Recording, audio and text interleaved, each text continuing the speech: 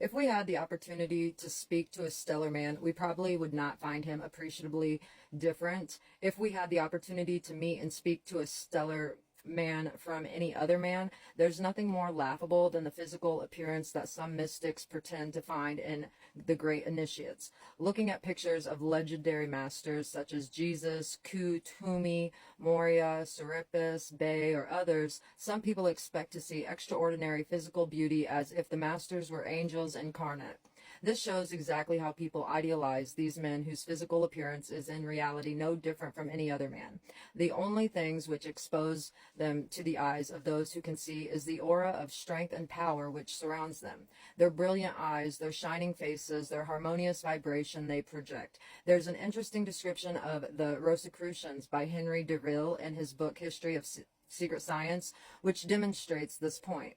In their era, the Rosicrucians were the most important Hermetic order, the seedbed of the stellar man. Nevertheless, true Rosicrucians do not easily reveal themselves, and those who identify themselves as such and endeavor to demonstrate so by touch or passwords are generally only vulgar imitators who have usurped the sacred name.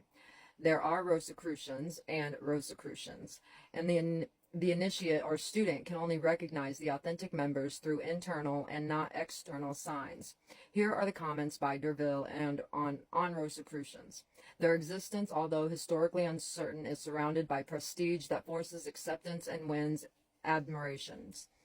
They speak of mankind as infinitely beneath them. Their pride is great, although their exterior may be humble. They love poverty and declare that for them this is obligatory. Although they may possess great wealth, they keep themselves apart from human affection and do not submit it except as a convenient obligation which is imposed by their living in the world.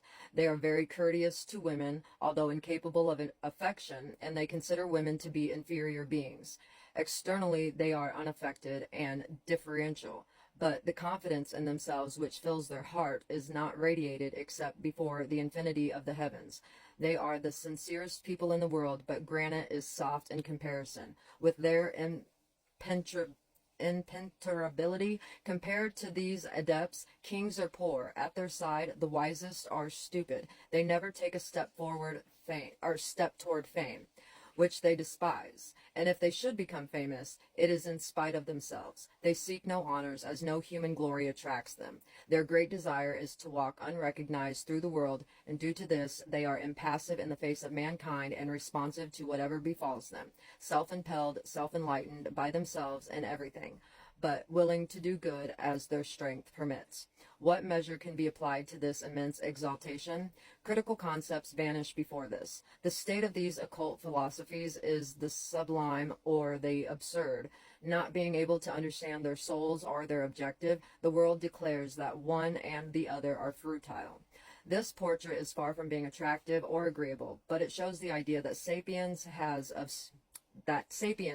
of stellar man. Hermeticism, of which we speak in this book, sustains that the Hermetic initiate can acquire the following privileges along with his or her path of initiation.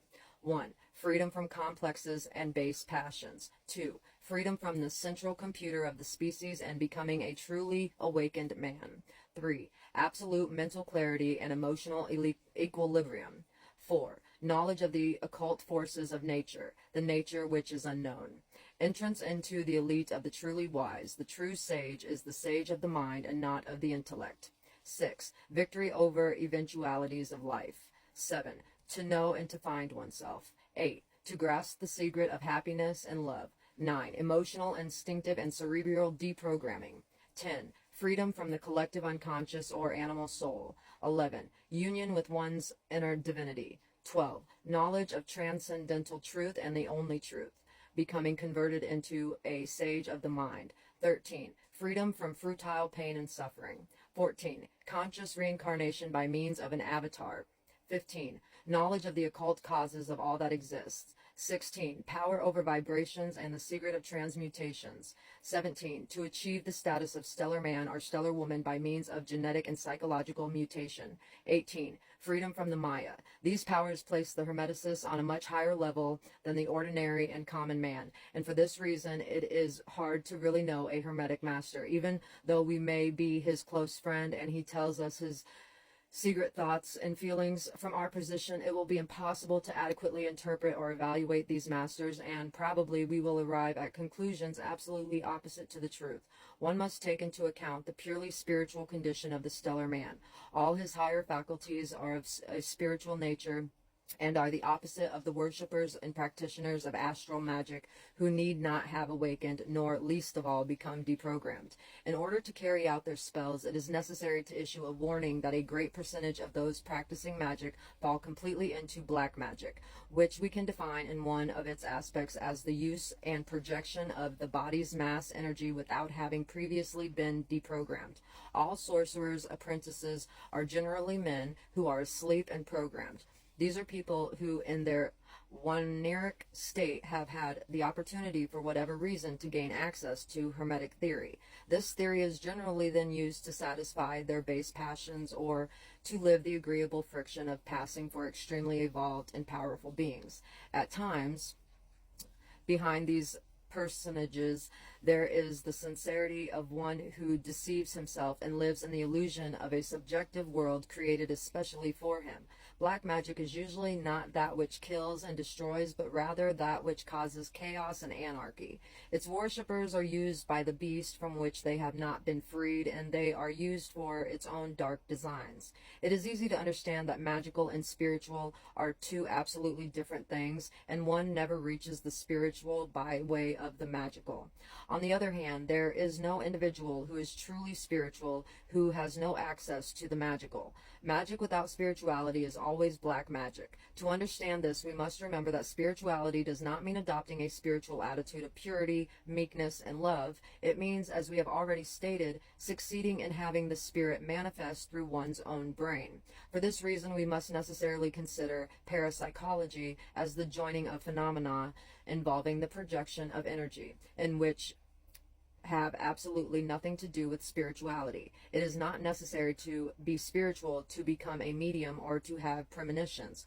On the contrary, these phenomena take place in the lower astral realm and are related to the animal and passionable part of the human being. Returning to the spiritual powers of the Hermeticist, we must state that his higher qualities do not let him escape or elude material reality.